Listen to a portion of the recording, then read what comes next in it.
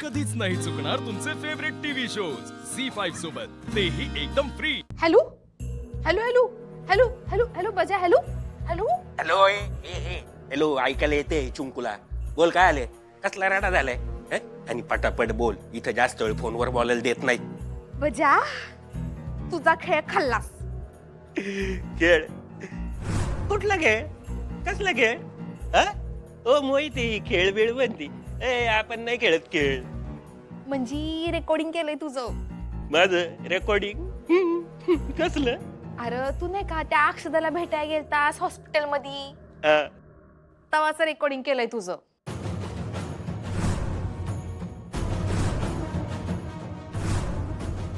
आता बस बोंबलत। देवा देवा देवा देवा देवा देवा। आता देव नाही वाचवू शकणार आहे तुला। मग कोण वाचवल? आता तुला फक्त अक्षदाच वाचवू शकती।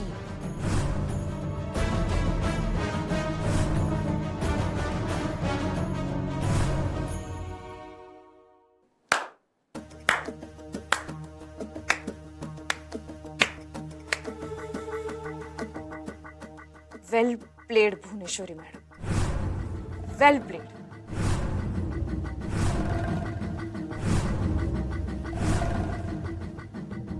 बघितला माझ्या मनातला बजरंग, बघितला माझा भास।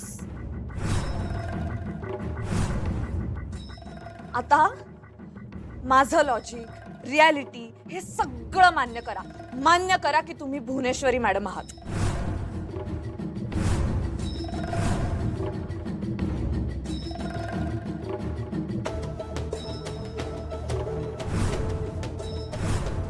अक्षर बाळा ऐक ना, हे बजरंग हॉस्पिटलमध्ये येत होता, तो प्रत्यक्षात येत होता, हे कळलं आम्हाला। हे खूप छान केलंस बाळा, तू हे शूट वगैरे केलंस, ते क्लिअर झालं आता।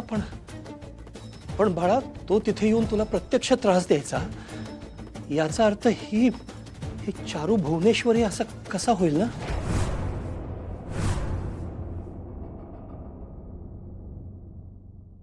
अहो, कारण मी बघितलं होतं ना ह्यांना भुवनेश्वरीच्या वेशात बजरंगशी बोलताना, मी बघितलं होतं बाबा। म्हणून तर घरी येऊन मी सगळ्यांना सांगत होते की ह्या भुवनेश्वरी मॅडम आहेत।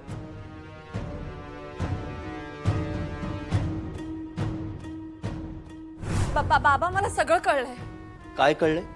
ह्या मॅडम आपल्या घरात आई म्हणून राहत होत्या इतके दिवस, पण या आई नाही आहेत, या भुवनेश्वरी मॅडम आहेत।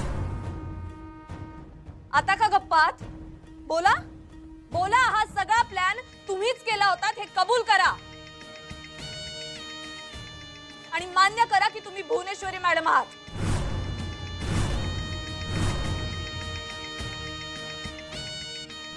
अक्षरा प्लीज प्लीज, वेड्यासारखं काहीतरी बडबडू नकोस, खरंच लोक तुला वेडी म्हणतील।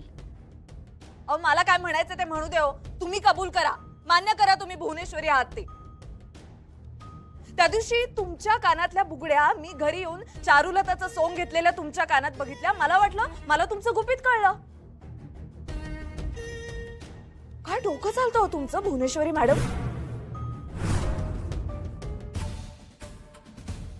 मला ह्यांचं तेवढंच गुपित कळलं होतं जेवढं त्यांना मला कळू द्यायचं होतं, कारण हा त्यांच्या प्लॅनचा एक भाग होता, बरोबर? कानातल्या बुगड्या तुम्ही चुकून नाही, मुद्दाम तुमच्या कानात ठेवल्या होत्या, कारण तुम्हाला मला वेडं ठरवायचं होतं।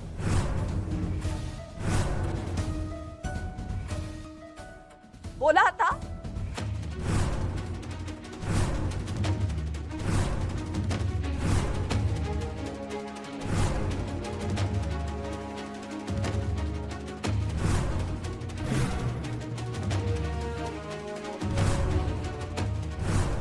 बोला आता का गप्पात भुवनेश्वरी मॅडम?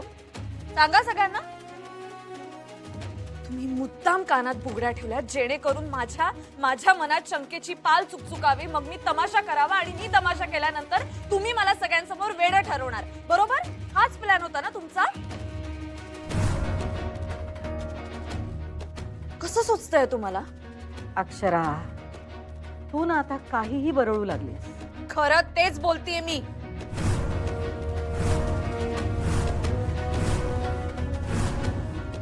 खरं सांगा, तुम्ही त्या दिवशी बजरंगला भेटला होतात की नाही? नाही. अहो, नका हो खोटं बोलू. आता तरी खरं सांगा. मी बघितलंय, मी स्वतःच्या डोळ्यांनी बघितलंय, तुम्ही त्या दिवशी भुवनेश्वरीच्या वेशात होतात. अगं पण तू तर पुरावे गोळा करतेस ना, व्हिडिओ काढतेस, रेकॉर्डिंग करतेस. त्या दिवशीचा पण व्हिडिओ काढून ठेवला असशील ना तू. दाखव ना सगळ्यांना, होऊन जाऊ दे काय तो सोक्ष मोक्ष. व्हिडिओ नाहीये माझ्याकडे. कसं काय? कसं काय म्हणजे? मी धक्क्यात होते त्या दिवशी आणि मला वाटलं नव्हतं तुम्ही एवढं मोठं कारस्थान करू शकाल. कल्पना नव्हती मला. म्हणजे तू जे काही बोलतेस त्याचा पुरावा नाहीच आहे तुझ्याकडे. हो पण सत्य आहे माझ्याकडे. तुम्ही भुवनेश्वरी मॅडम आहात हे सत्य आहे माझ्याकडे. बर बर, समजा मी भुवनेश्वरी असेल तर मला चारुलताचं रूप घेऊन इथे यायची गरज काय? मी सांगते कारण तुम्हाला ह्या घरात बायको म्हणून यायचं होतं, जे तुम्हाला या जन्मात कधीच शक्य झालं नसतं. म्हणून तुम्ही चारुलता बनून आलात, या घरात शिरलात. तुम्हाला बायकोचं स्थान हवं होतं, बायकोचा मान हवा होता, या घरची लक्ष्मी बनायचं होतं. तुम्हाला कायदेशीर बायको बनून तुम्हाला या घरावर राज्य करायचं होतं. हे तुमचं स्वप्न होतं आणि ते तुम्हाला कधी शक्यच झालं नसतं. बाबाने तुम्हाला घरी येऊच दिलं नसतं. म्हणून तुम्ही हे सोंग घेतलं.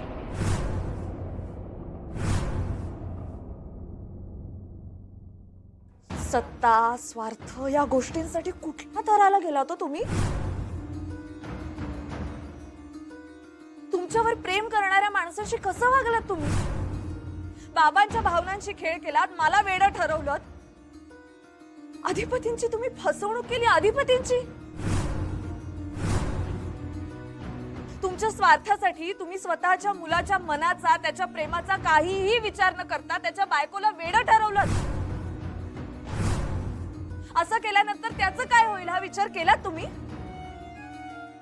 असं कोण करतं भुवनेश्वरी मॅडम? कुठल्या मातीच्या बनल्या आहात तुम्ही? स्वतःचं लग्न व्हावं म्हणून तुम्ही तुमच्या मुलाचा संसार उधळायला निघाला होतात. इतकं प्रेम करतात ते तुमच्यावर, जीवापाड प्रेम करतात. त्या मुलाशी असं वागलात तुम्ही?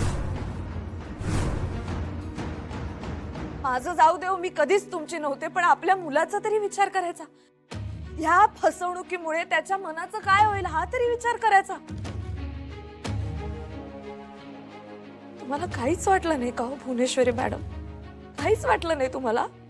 आता स्वतःच्या तोंडानं कबूल करा, तेवढा तरी खरेपणा दाखवा.